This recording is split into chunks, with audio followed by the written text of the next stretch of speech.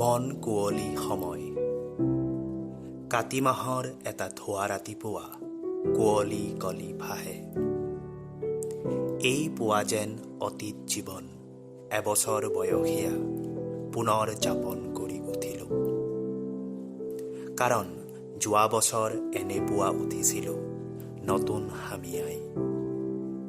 থকা নথকা এক পলকৰ দলঙত সময় বন্ধ হৈ যায়। এদিনাখন এটা ঢেকুৰা কুকুৰে মুখত মঙহ লৈ বুকুত খামোচ মাৰি ধৰি আছিল কামৰূপৰ মেপ নিনিয়া ভয়। আৰু সংক্ষেপে সেই নীৰৱ গধূলি পথাৰৰ মাজত অকলে থিয় হোৱা, চাৰিওফালে পথাৰ পথাৰ, বুকুত খামোচ, দূৰৈৰ গাঁৱৰ পৰা গুণগুণকৈ ধোঁৱা উৰিছিল।